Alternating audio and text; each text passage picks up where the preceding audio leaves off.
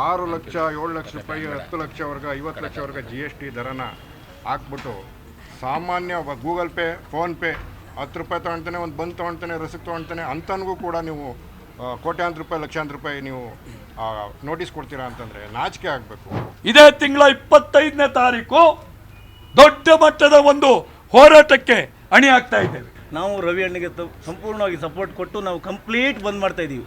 ಹಾಲು ಸಿಗುವುದಿಲ್ಲ, ಬೇರೆ ಬ್ರೆಡ್ಡು ಬೇಕ್ರಿ ಐಟಮ್ಸು ಯಾವುದೂ ಸಿಗೋದಿಲ್ಲ. ಆ ದಿನ ಕಂಪ್ಲೀಟ್ 2 ದಿನ ನಾವು ಕಂಪ್ಲೀಟ್ ಬಂದ್ ಮಾಡ್ತಾ ಇದ್ದೀವಿ.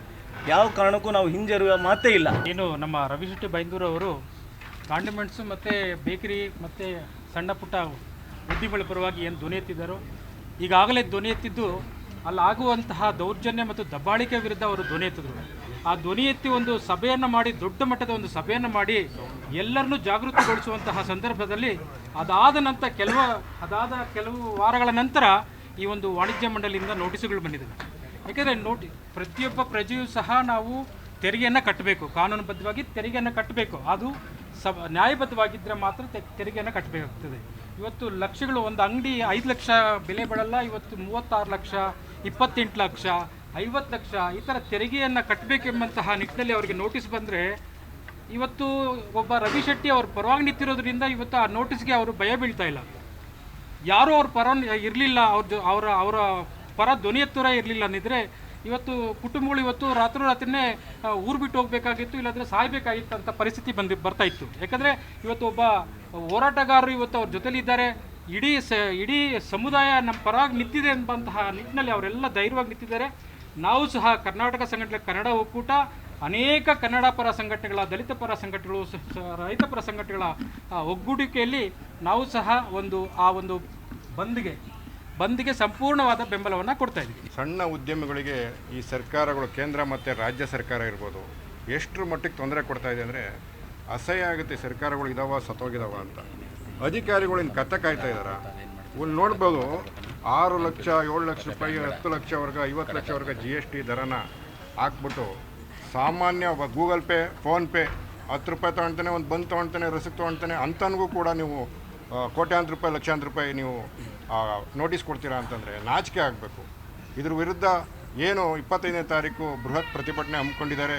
ಆ ಪ್ರತಿಭಟನೆಗೆ ಇಂಡಿಯನ್ ವೆಹಿಕಲ್ ಡ್ರೈವರ್ಸ್ ಟ್ರೇಡ್ ಯೂನಿಯನ್ನ ಪದಾಧಿಕಾರಿಗಳು ನಾವು ಕೂಡ ಬೆಂಬಲ ಕೊಡ್ತಾ ಇದ್ದೀವಿ. ಇದು ಸಂಪೂರ್ಣ ಯಶಸ್ವಿಯಾಗಲಿ. ಇದು ಸರ್ಕಾರದ ಗಮನ ಸೆಳೆಯೋದು, ಅಧಿಕಾರಿಗಳ ಮುಟ್ಟಾಳತನದಿಂದ ಇನ್ನೊಮ್ಮೆ ಈ ಥರ ಆಗಬಾರ್ದು ಅಂತ ನಾನು ಹೇಳಲಿಕ್ಕೆ. ಯಾವುದೇ ಕಾರಣಕ್ಕೂ ನಾವು ತೆರಿಗೆಯನ್ನು ಭರಿಸುವ ಶಕ್ತಿ ನಮ್ಮಲ್ಲಿಲ್ಲ. ಈಗಾಗಲೇ ತಲಾಂತರದಿಂದ ನಮ್ಮನ್ನು ತೆರಿಗೆ ವ್ಯಾಪ್ತಿಯಲ್ಲಿ ಸೇರಿಸ್ಕೊಂಡಿರಲಿಲ್ಲ. ಯಾಕಂದರೆ ನಮ್ಮ ತಂದೆ ಮತ್ತು ಮುತ್ತಾತನ ಕಾಲದಿಂದಲೂ ಕೂಡ ನಮಗೆ ತೆರಿಗೆ ಕಟ್ಟಿ ಅಂತ ಹೇಳಿರಲಿಲ್ಲ. ಕಾರಣ ಏನಂತ ಹೇಳಿದರೆ, ನಾವು ಚಿಲ್ಲರೆ ವ್ಯಾಪಾರಿಗಳಂದ್ರೆ ಎಲ್ಲ ವಸ್ತುಗಳನ್ನು ಇಟ್ಟಿರ್ತೀವಿ, ಆದರೆ ಕ್ವಾಂಟಿಟಿ ಕಡಿಮೆ. ನಾವು ಹೋಲ್ಸೇಲಲ್ಲಿ ಏನು ಇದರಲ್ಲೇ ಹೋಗ್ತಾರೋದಲ್ಲ, ಯಾವುದೋ ಒಂದು ಅಂಗಡಿಯಿಂದ 1 kg 2 kg ಈ ಥರ ತಂದಿಟ್ಕೊಂಡು ಪ್ರತಿಯೊಂದು ಅದರಲ್ಲೂ ನಾವು ಹಣ್ಣು, ಬ್ರೆಡ್ಡು, ಬನ್ನು, ರಸ್ಕು, ಬಿಸ್ಕೆಟು ಈ ರೀತಿಯ ವಸ್ತುಗಳು ಮತ್ತು ಮನೆಗಳಲ್ಲಿ ತಯಾರು ಮಾಡುವಂಥ ವಸ್ತುಗಳನ್ನು ಜಾಸ್ತಿ ಮಾರ್ತೇವೆ. ಮತ್ತು ಎಲ್ಲದಕ್ಕಿಂತ ಮುಖ್ಯವಾಗಿ ಏನು ಇವತ್ತು ದೊಡ್ಡ ಅಪಾರ್ಟ್ಮೆಂಟ್ಗಳಿಗಾಗಿರ್ಬೋದು ಅಥವಾ ಅಧಿಕಾರಿಗಳಿಗಾಗಿರ್ಬೋದು ಹಾಲುಗಳನ್ನು, ದಿನದ ಹಾಲು ಪ್ಯಾಕೆಟ್ಗಳನ್ನು ಒದಗಿಸ್ತಾ ಇರೋರು ನಾವೇ, ಮತ್ತು ಪೇಪರ್ನ ಒದಗಿಸ್ತಾ ಇರೋರು ನಾವೇ. ಆದರೆ ಆ ಹಾಲು ಪ್ಯಾಕೆಟಲ್ಲಿ 4 ಕ್ರೇಟ್ ಹಾಲನ್ನು ನಾವು ಮಾರಿದ್ದೇ ಹೋದಾದರೆ ನಮಗೆ ಸಿಕ್ಕೋದು ಬರೀ 40 ರೂಪಾಯಿ ಸಿಗ್ತದೆ. ಅದರಲ್ಲೂ ಒಂದು ಪ್ಯಾಕೆಟ್ ಹಾಲು ಏನಾದ್ರು ಒಡೆದೋಯ್ತು ಅಂದರೆ ಅದು ಕೂಡ ನಮಗೆ ನಷ್ಟ ಆಗ್ತದೆ. ಅಂಥದ್ರಲ್ಲಿ ನಾವು ಟರ್ನ್ ಮಾಡಿರೋ ಆಧಾರದ ಮೇಲೆ, ನಾವು ಏನು ಟರ್ನ್ ಮಾಡಿದ್ದೀವೋ ಆ ಆಧಾರದ ಮೇಲೆ ನೀವು ನಮ್ಮ ಹತ್ರ ಟ್ಯಾಕ್ಸನ್ನು ತೆರಿಗೆ ಕೇಳ್ತೀರ ಕೋಟಿ ಅಂತ ಹೇಳಿದರೆ, ನಮ್ಮ ಅಂಗಡಿ ಬೆಲೆ ಬಾಳುವಂಥದ್ದೇ, ನಮ್ಮ ಏನು ಸಣ್ಣ ಉದ್ದಿಮೆದಾರರು ಇದ್ದಾರೋ ಅವರ ಅಂಗಡಿಯ ಬೆಲೆ ಬಾಳುವಂಥದ್ದೇ 2 ಲಕ್ಷ 3 ಲಕ್ಷ. ನೀವು 1 ಕೋಟಿವರೆಗೆ ಅವಕಾಶ ಕೊಟ್ಟಿದ್ದೆ ಹೋದ್ರೆ 1 ಕೋಟಿವರೆಗೆ ಯಾವ ಆಧಾರದ ಮೇಲೆ ಹಾಕಿದಿರಿ? ಸರಿ, ನೀವು ಹೇಳ್ತಾ ಇದ್ದೀರಿ 2021ರಿಂದ ನಾವು ತೆರಿಗೆ ನೀವು ಬಾಕಿ ಇಟ್ಟಿದ್ದೀರಿ ಅಂತ ಕಳಿಸ್ತಾ ಇದ್ದೀರಿ. 2021ರಿಂದ ನೀವೆಲ್ಲೋಗಿದ್ರಿ? ಹೊಸ ತೆರಿಗೆದಾರರಾಗಿ ನೀವು ಹೊಸ ಸೇರ್ಪಡೆಗೊಳಿಸೋದಾದರೆ ನಮ್ಮದೇನು ಅಭ್ಯಂತರ ಇಲ್ಲ, ಸೇರ್ಪಡೆಗೊಳಿಸಿ. ಯಾಕೆ ಅಲ್ಲಿಂದ 2021ರಿಂದ ನೀವು ಕಾಣಿಸ್ಕೊಂಡಿಲ್ಲ ಎಲ್ಲೂ ಯಾರಿಗೂ? ಯಾಕೆ ನೀವು ನೋಟಿಸ್ಗಳನ್ನು ಕಳಿಸಿಲ್ಲ? ಮಾಹಿತಿ ಕಾರ್ಯಗಾರನ ಯಾಕೆ ಮಾಡಿಲ್ಲ? ಅಕೌಂಟನ್ನು ಹೇಗೆ ಮೇಂಟೈನ್ ಮಾಡಬೇಕಂತ ತಿಳಿಸುವಂಥದ್ದು ಮಾಡಿಲ್ಲ? ನೀವು ಮಾಡಿರೋ ತಪ್ಪಿಗೆ ಇವಾಗ ಏಕಾಏಕಿ ಕರ್ನಾಟಕ ರಾಜ್ಯಾದ್ಯಂತ ನೀವು ಅದು ಕೆಲವೊಂದೊಂದು ನ್ಯೂನ್ಯತೆಗಳನ್ನು ಇರುವಂತಹ ದೊಡ್ಡ ಮಟ್ಟದ ನ್ಯೂನ್ಯತೆ ಇರೋದು, ಲಕ್ಷ ಟ್ಯಾಕ್ಸಿಗೆ ಕೋಟಿ ದಂಡ ವಿಧಿಸಿದಿರಿ. ಆ ರೀತಿಯ ಒಂದು ಅಸಂಬದ್ಧ ಒಂದು ಇದನ್ನು ಕಳಿಸಿದಿರಿ, ನೀವು ನೋಟಿಸ್ಗಳನ್ನು ಕಳಿಸಿದಿರಿ. ಇದರಿಂದ ಅಕಸ್ಮಾತ್ ಕೋಟಿ ಅಂದ ತಕ್ಷಣ ಇತ್ತೀಚಿನ ದಿನಗಳಲ್ಲಿ ಹಾರ್ಟ್ ಅಟ್ಯಾಕ್ ಸಂಖ್ಯೆ ಜಾಸ್ತಿ ಆಗ್ತಾ ಇದೆ. ಎಲ್ಲಾದರೂ ಹೆಚ್ಚು ಕಡಿಮೆ ಆಗಿ ಯಾರಾದರೂ ಒಬ್ಬರಿಗೆ ಜೀವಹಾನಿ ಆದರೆ ತಂದು ಕೊಡ್ತೀರಾ ನೀವು? ಮತ್ತು ಪೇಟಿಎಮ್ನವರು, ಫೋನ್ಪೇ ಅವರು, ಗೂಗಲ್ ಪೇ ಅವರು ನಮ್ಮ ಅನುಮತಿ ಇಲ್ಲದೇನೆ ತೆರಿಗೆ ಅಧಿಕಾರಿಗಳಿಗೆ ಯಾವ ರೀತಿ ನಮ್ಮ ಒಂದು ಟ್ರಾನ್ಸಾಕ್ಷನ್ನ ನೀಡಿದಿರಿ? ಬ್ಯಾಂಕ್ನವ್ರು ನೀಡಿಲ್ಲ, ನೀವು ಹೇಗೆ ನೀಡಿದ್ರಿ?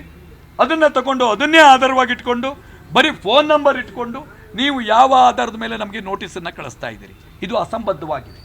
ಯಾಕೆಂದರೆ ನಾವು ಹಾಲು ಮಾರಿರೋದು ಅದು ನಿಮ್ಮನೆಗೆ ಹಾಕಿರೋ ಹಾಲು, ತರಕಾರಿ ನಿಮ್ಮನೆಗೆ ಹಾಕಿರೋ ತರಕಾರಿ, ಹಣ್ಣು ನಿಮ್ಮನೆಗೆ ಕಳಿಸಿರೋ ತರಕಾರಿ ಹಣ್ಣು, ಅದನ್ನು ನೀವು ಇಟ್ಕೊಂಡು ನಮಗೆ ತೆರಿಗೆಯನ್ನು ಈ ರೀತಿಯಾಗಿ ದೊಡ್ಡ ಮಟ್ಟದಲ್ಲಿ ತೆರಿಗೆಯನ್ನು ಹಾಕಿದ್ದೀರಿ. ಇದನ್ನು ನಾವು ಯಾವುದೇ ಕಾರಣಕ್ಕೂ ಕಟ್ಟಂಥ ಒಂದು ನಿರ್ಧಾರವೇ ಇಲ್ಲ ನಮಗೆ. ಹಾಗಾಗಿ ಇವತ್ತು ಪ್ರಮುಖರನ್ನು, ಬೆಂಗಳೂರಿನ ಕೆಲವು ಪ್ರಮುಖ ಏರಿಯಾದ ಒಬ್ಬೊಬ್ಬರಂತೆ ಸುಮಾರು 100 ಜನರನ್ನ ಸಭೆಗೆ ಬಂದಿದ್ದಾರೆ. ಇವತ್ತು ಮುಖ್ಯಸ್ಥರನ್ನ ಮಾತ್ರ ಸಭೆಯನ್ನು ಕರೆದಿದ್ದೀವಿ. ಮತ್ತು ನಾಳೆಯಿಂದ ಪ್ರತಿಯೊಂದು ಕನ್ನಡ ಪರ ಸಂಘಟನೆಗಳಾಗಿರ್ಬೋದು, ದಲಿತ ಪರ ಸಂಘಟನೆಗಳಾಗಿರ್ಬೋದು, ಮಹಿಳಾ ಪರ ಸಂಘಟನೆಗಳಾಗಿರ್ಬೋದು, ಜಾತಿ ಧರ್ಮದ ಪರ ಸಂಘಟನೆಗಳಾಗಿರ್ಬೋದು, ವರ್ತಕರ ಸಂಘಟನೆಗಳಾಗಿರ್ಬೋದು, ಎಲ್ಲರನ್ನು ಪ್ರತಿದಿನ ಒಂದೊಂದು ಸಭೆಯನ್ನು ಮಾಡಿ, ಚಾಲಕ ಸಂಘಟನೆಯರಾಗಿರ್ಬೋದು, ಎಲ್ಲರನ್ನೂ ಸಭೆ ಮಾಡಿ 25ನೇ ತಾರೀಕು, ಇದೇ ತಿಂಗಳ 25ನೇ ತಾರೀಕು ದೊಡ್ಡ ಮಟ್ಟದ ಒಂದು ಹೋರಾಟಕ್ಕೆ ಅಣಿ ಆಗ್ತಾ ಇದ್ದೇವೆ. ಅವತ್ತು 2 ದಿನ ಮೊದಲಿಂದ ನಾವು ನಿರ್ಧಾರವನ್ನು ತಗೊಂಡಿದ್ದೀವಿ. ಈಗ ಸಭೆಯಲ್ಲಿ 2 ದಿನ ಮೊದಲೇನೆ ಅಂದರೆ 23ನೇ ತಾರೀಕಿನಿಂದ ಸಂಪೂರ್ಣವಾಗಿ ಹಾಲನ್ನು ಮಾರಾಟ ನಿಷೇಧ ಮಾಡ್ತೀವಿ. ಹಾಲಿನ ಉತ್ಪನ್ನಗಳನ್ನು ಮಾರಾಟ ಮಾಡೋದನ್ನು ಬಂದ್ ಮಾಡ್ತೀವಿ. ಅದಾದ ನಂತರ ಸಿಗರೇಟ್, ಜರ್ದಗಳನ್ನು ಸಂಪೂರ್ಣವಾಗಿ ಬಂದ್ ಮಾಡ್ತೀವಿ. ಹಾಗೆ ಯಾವುದು 23, 24ನೇ ತಾರೀಕು, 25ನೇ ತಾರೀಕು ಸಂಪೂರ್ಣವಾಗಿ ಅಂಗಡಿ ಮುಂಗಟ್ಟುಗಳನ್ನು ಬಂದ್ ಮಾಡಿ, ಏನು ಸಣ್ಣ ಉದ್ದಿಮೆದಾರರಿದ್ದಾರೋ ಸಂಪೂರ್ಣವಾಗಿ ಅಂಗಡಿ ಮುಂಗಟ್ಟುಗಳನ್ನು ಬಂದ್ ಮಾಡಿ ನಾವೆಲ್ಲರೂ ಫ್ರೀಡಂ ಪಾರ್ಕ್ನಲ್ಲಿ ಕುಟುಂಬ ಸಮೇತರಾಗಿ ಅಂದರೆ ಈಗಾಗಲೇ ಬೆಂಗಳೂರಿನಲ್ಲಿ ಮಾತ್ರ 60ರಿಂದ 65 ಸಾವಿರ ಬೇಕರಿಗಳಿದೆ. ಅವರು ಅಂತ ಹೇಳಿದ್ರೆ ಅವರ ಕುಟುಂಬಸ್ಥರು ಅಂದರೆ 1 ಲಕ್ಷ ಚಿಲ್ಲರೆ ಆಗ್ತದೆ. ಅವರೆಲ್ಲರೂ ಒಗ್ಗೂಡಿ ನಾವು ದೊಡ್ಡ ಮಟ್ಟದ ಒಂದು ಪ್ರತಿಭಟನೆಗೆ ಕರೆ ನೀಡ್ತಾ ಇದ್ದೇವೆ. ನಾನು ರವಿ ಶೆಟ್ಟಿ ಬೈಂದೂರು, ಏನು ಈ ಬೇಕರಿ ಕಾಂಡಿಮೆಂಟ್ಸ್ ಪರವಾಗಿ ಹೋರಾಟಕ್ಕೆ ಇಳಿದಿದ್ದೇವೆ. ಇದೇನಿದು ಹೊಸದಾಗಿ ನಮಗೆ ಟ್ಯಾಕ್ಸನ್ನ ಹಾಕೋಕ್ಕೆ ಪ್ಲ್ಯಾನ್ ಮಾಡಿದ್ದಾರೆ. ಇದು ತುಂಬ ಘೋರವಾದ ಸಂಗತಿ. ಇದು ದುರಂತ. ನಮ್ಮ ಚಿಲ್ಲರೆ ವ್ಯಾಪಾರಿಗಳಿಗೆ, ವಿಶೇಷವಾಗಿ ಸಣ್ಣ ಪುಟ್ಟ ಅಂಗಡಿಗಳು ಬಂದಿರುವಂಥ, ಊರು ಬಿಟ್ಟು ಬಂದು ಇಲ್ಲಿ ಜೀವನ ಕಟ್ಕೊಳ್ತಾ ಇರೋವಂಥ ಈ ಸಮಯದಲ್ಲಿ ಇಂಥ ಒಂದು ಘೋರವಾದಂಥ ಒಂದು ಕಾನೂನು ಬಂದಿರೋದು ಭಾಳ ಇದು ನಮ್ಮ ಸರ್ಕಾರಕ್ಕೆ ಕೆಟ್ಟ ಹೆಸರು ಬರುತ್ತೆ. ಇದು ಭಾಳ ಕಷ್ಟವಾದಂತು. ಹಾಗಾಗಿ ನಾವು ನಮ್ಮಲ್ಲಿ 25,000 ಮಂದಿ ನಮ್ಮಲ್ಲಿ ರಿಜಿಸ್ಟರ್ ಆಗಿದ್ದಾರೆ. ಇಡೀ ಎಲ್ಲರಿಗೂ ಕೂಡ ನಾವು ಜಾಗೃತ ಮಾಡ್ತೀವಿ. ಇದು ಮುಂದೆ ಅವರಿಗೆ ಮರಣ ಶಾಸನ ಆಗುತ್ತೆ. ಮುಂದೆ ಯಾವುದೇ ಕಾರಣಕ್ಕೂ ನಾವು ಜೀವನ ಮಾಡೋದು ಕಷ್ಟ ಆಗುತ್ತೆ. ಈ ಟ್ಯಾಕ್ಸ್ ಕಟ್ಟೋದಕ್ಕೆ ನಮಗೆ ಯಾವುದೇ ಕಾರಣಕ್ಕೂ ಸಾಧ್ಯವಿಲ್ಲ. ಇದಕ್ಕೆ ಯಾವ ಥರವಾಗಿ ನಿಮ್ಮಲ್ಲಿರುವಂತಹ ನಿಮ್ಮ ಸಂಘಟನೆಯ ಪದಾಧಿಕಾರಿಗಳು, ಕಾರ್ಯಕರ್ತರಿಗೆ ಕರೆಯನ್ನು ಕೊಡ್ತೀರಾ? 25 ಅಂದರೆ 23ನೇ ತಾರೀಕು ಹಾಲನ್ನು ಬಂದ್ ಮಾಡ್ತೀವಿ, 24 ಗುಟ್ಕಾ ಸಿಗರೇಟ್ ಬಂಧನ ಮಾಡ್ತೀವಿ, 25ಕ್ಕೆ ಬಂದ್ ಮಾಡಿ ಪ್ರತಿಭಟನೆಯನ್ನು ಮಾಡ್ತೀವಿ ಅಂತ ಈ ಸಭೆಯಲ್ಲಿ ನಿರ್ಧಾರ ತೆಗೆದುಕೊಂಡ್ರೆ ಅದಕ್ಕೆ ನಿಮ್ಮ ಬೆಂಬಲ ಇದೆಯಾ? ಖಂಡಿತ ಸಂಪೂರ್ಣವಾದ ಬೆಂಬಲ. ನಾವು ಎಲ್ಲರಿಗೂ ಜಾಗೃತವಾಗಿ ಎಲ್ಲರಿಗೂ ಹೋಗಿ ನಾವು ಈ ಮನವರಿಕೆ ಮಾಡಿಕೊಂಡು ಈಗಾಗಲೇ ಅದು ಜಾಗೃತವಾಗಿದೆ ಎಲ್ಲರಿಗೂ. ಇದು ಯಾಕೆಂದರೆ ಈಗಲೇ ಬಿಟ್ಟರೆ ಪ್ರತಿಯೊಬ್ಬರಿಗೂ ಇಂಡಿವಿಜುವಲ್ ಆಗಿ ಅವ್ರನ್ನ ಅಟ್ಯಾಕ್ ಮಾಡ್ತಾರೆ. ಹಾಗಾಗಿ ಒಗ್ಗಟ್ಟು ಮುಖ್ಯ. ಇದರಲ್ಲಿ ನಮ್ಮಲ್ಲಿ ಸಂಪೂರ್ಣವಾಗಿ ಎಲ್ಲರನ್ನೂ ಅವರ ಮನವರಿಕೆ ಮಾಡಿಕೊಟ್ಟು ನಾವು ಪ್ರತಿಯೊಬ್ಬರಿಗೂ ನಮ್ಮ ಪ್ರತ್ಯೇಕವಾದಂಥ ಒಂದು ಮನವರಿಕೆ ಕೊಟ್ಟು ಭಿತ್ತಿಪತ್ರವನ್ನು ಕೊಟ್ಟು ನಾವು ಅವ್ರಿಗೆ ಇಂಡಿವಿಜುವಲ್ ಆಗಿ ಹೋಗಿ ಹೇಳಿ ಅವರಿಗೆ ಈಗ ಕಾರ್ಯಕ್ರಮದಲ್ಲಿ ಖಂಡಿತವಾಗಿ ನೀವು ಭಾಗವಹಿಸಬೇಕು ಅಂತೆಲ್ಲ ಹೇಳಿ ಮಾಡ್ತೀರಾ? 25ಕ್ಕೆ ನಾವು ಸಾಮೂಹಿಕವಾಗಿ ಕಾರ್ಯಕ್ರಮಕ್ಕೆ 1000 ಗಟ್ಟಲೆ ಜನ ಒಂದೊಂದು ಏರಿಯಾಯಿಂದ ಖಂಡಿತವಾಗಿ ಕಾರ್ಯಕ್ರಮಕ್ಕೆ ಖಂಡಿತ ಅವ್ರು ಬರ್ತೀವಿ. ಖಂಡಿತ ನಾವು ಪ್ರಯತ್ನ ಮಾಡ್ತೀವಿ. ಎಲ್ಲ ಕಡೆಯಿಂದನೂ ಹೇಳಿ ಖಂಡಿತ ಹಾಗೇ ಆಗುತ್ತೆ. ಇದು ಯಾಕಂದರೆ ಇದು ತುಂಬ ಕಷ್ಟವಾಗಿದೆ. ಯಾಕಂದರೆ ಇದು ರವಿ ಶೆಟ್ಟರು ಭಾಳ ತುಂಬ ನೇತೃತ್ವ ತಗೊಂಡು ಒಂದು ಜಾಗೃತ ಮಾಡಿದ್ದಾರೆ. ಇನ್ನೂ ಎಲ್ಲರೂ ಇದರಲ್ಲಿ ಬೆಂಬಲವನ್ನು ಕೊಡಲೇಬೇಕಾಗಿದೆ. ನಾವಂತೂ ಸಂಪೂರ್ಣವಾಗಿ ನಮ್ಮ ಬೆಂಬಲ ಇದೆ ಇದಕ್ಕೆ, ಇಡೀ ರಾಜ್ಯದ್ದೇ ಇದೆ. ಈಗ ಸದ್ಯಕ್ಕೆ ಬೆಂಗಳೂರಿಂದ ಇರೋದರಿಂದ ನಾವು ಸಂಪೂರ್ಣವಾಗಿ ಬೆಂಬಲವನ್ನು ಕೊಡ್ತೀವಿ. ಎಲ್ಲ ರೀತಿಯಾದಂಥ ಸಾಮೂಹಿಕವಾಗಿ ಬಂದು ಈ ಕಾರ್ಯಕ್ರಮದಲ್ಲಿ ವಿಶೇಷವಾಗಿ ನಾವು ಮಾಡೋದೇ ಪ್ರತಿಭಟನೆಯಲ್ಲಿ ನಾವು ಭಾಗವಹಿಸ್ತೀವಿ. ಯಾಕಂದರೆ ಇದರಲ್ಲಿ ಹಾಲು, ಮೊಸರು, ಬಾಳೆಹಣ್ಣು ಅಂಥದ್ದನ್ನು ನಾವು ಮಾರ್ತಾ ಇರೋದು. ನಮಗೆ ಈ ರೀತಿಯಾದಂಥ ಇದು ಕೊಟ್ಟು ಟ್ಯಾಕ್ಸ್ ಕಟ್ಟೋದು ತುಂಬ ತುಂಬ ದುರಂತವಾಗಿದೆ. ಅದು ಪೂರ್ಣವಾಗಿ ನಮ್ಮ ಬೆಂಬಲವಿದೆ.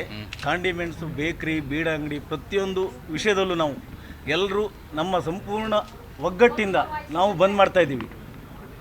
ಸಂಪೂರ್ಣ ನಮ್ಮ ಒಗ್ಗಟ್ಟು ಆತ್ಮಸಾಕ್ಷಿಯಾಗಿ ನಾವೆಲ್ಲರೂ ಸೇರಿ ನಮಗೆ ಬಂದಿರುವ ಕಷ್ಟವನ್ನು ಪರಿಹರಿಸ್ಕೊಳ್ಳಿಕ್ಕೆ ನಾವು ರವಿ ಅಣ್ಣಗೆ ಸಂಪೂರ್ಣವಾಗಿ ಸಪೋರ್ಟ್ ಕೊಟ್ಟು ನಾವು ಕಂಪ್ಲೀಟ್ ಬಂದ್ ಮಾಡ್ತಾ ಇದ್ದೀವಿ. ಹಾಲು ಸಿಗುವುದಿಲ್ಲ, ಬೇರೆ ಬ್ರೆಡ್ಡು, ಬೇಕ್ರಿ ಐಟಮ್ಸು ಯಾವುದೂ ಸಿಗುವುದಿಲ್ಲ. ಆ ದಿನ ಕಂಪ್ಲೀಟ್ 2 ದಿನ ನಾವು ಕಂಪ್ಲೀಟ್ ಬಂದ್ ಮಾಡ್ತಾ ಇದ್ದೀವಿ. ಯಾವ ಕಾರಣಕ್ಕೂ ನಾವು ಹಿಂಜರಿಯುವ ಮಾತೇ ಇಲ್ಲ. ಬೆಂಗಳೂರಲ್ಲಿ ಎಷ್ಟು ಸಾವಿರ ಕಾಂಡಿಮೆಂಟ್ಸು ಬೇಕರಿಗಳಿದೆ ಸರ್? ಅಲ್ಲಿ 60,000 to 65,000 ಕಾಂಡಿಮೆಂಟ್ಸು ಬೇಕರಿಗಳಿದೆ. ಬೀಡ್ ಅಂಗಡಿ ಎಲ್ಲ ಲೆಕ್ಕ ಹಾಕಿದರೆ 1 ಲಕ್ಷ ಚಿಲ್ಲರೆ ಮೇಲಿದೆ. ಈಗ ಎಲ್ಲರೂ ಕೂಡ ಈ ಒಂದು ಬಂದ್ನಲ್ಲಿ ಭಾಗಿಯಾಗ್ತೀರಾ? ಯಾವ ಥರವಾಗಿ ಬೆಂಬಲವನ್ನು ಕೊಡ್ತೀರಾ? ಮತ್ತು ಇದರ ಎಫೆಕ್ಟ್ ಯಾವ ಥರವಾಗಿ ಇರಲಿದೆ? ಫ್ರೀಡಮ್ ಪಾರ್ಕ್ನಲ್ಲಿ ಕೂಡ ಪ್ರತಿಭಟನೆ ಮಾಡ್ತೀವಿ ಅಂತ ಹೇಳ್ತಿದ್ದಾರೆ. ಈಗ ನಾವು ಎಲ್ಲರೂ ಸೇರಿ ಸಂಸಾರ ಸಮೇತ ಹೋಗ್ತೀವಿ. ನಾವು ಗಂಡ ಹೆಂಡತಿ ಮಕ್ಕಳು ಎಲ್ಲರೂ ಸೇರಿ ನಮ್ಮ ಬೇಕ್ರಿಲಿ ಕೆಲಸ ಮಾಡೋ ಹುಡುಗರು ಸಹ ಸೇರಿ ಜೊತೆಯಲ್ಲಿ ನಾವು ಹೋಗಿ ಅದನ್ನ ಕಂಪ್ಲೀಟ್ ಬಂದ್ ಮಾಡ್ತೀವಿ. ನಾವು ಯಾವ ಕಾರಣಕ್ಕೂ ಬಂದ್ ಮಾಡದೇ ಇದ್ದರೆ ನಾವು ಅವರಿಗೆ ಮನವರಿಕೆ ಮಾಡಿ ಏನಂತ ಹೇಳಿ ವಿಷಯ ಹೇಳಿ ಅಟ್ಲೀಸ್ಟ್ ಇನ್ನೂ ನಮಗೆ ಟೈಮ್ ಇದೆ. ಆ ಟೈಮ್ ಒಳಗಡೆ ನಾವು ಅವ್ರಿಗೆ ಕ್ಲಿಯರಿಟಿ ಕೊಟ್ಟು ಎಲ್ಲರೂ ನಾವು ಸೇರಿ ಕಂಪ್ಲೀಟ್ ಬಂದ್ ಮಾಡ್ತೀವಿ. ಯಾವುದೇ ಕಾರಣಕ್ಕೂ ಬಂದು ಹಿಂದೆ ತಗೊಳ್ಳೋದಿಲ್ಲ. ಆದರೆ ಇವರು ಅಷ್ಟರೊಳಗೆ ನಮ್ಗೆ ಏನಾದರೂ ಮಾಹಿತಿ ಕೊಟ್ಟರೆ ಜೀರೋ ಮಾಡ್ತೀನಿ, ಯಾವುದೇ ಥರದ್ದು ನಾವು ಇದು ತಗೊಳ್ಳಲ್ಲ, ಸರ್ಕಾರ ನಮ್ಗೆ ಸಪೋರ್ಟ್ ಮಾಡಿದ್ರೆ ನಾವು ಅದನ್ನು ಮತ್ತೆ ಮಾತಾಡ್ತೀವಿ.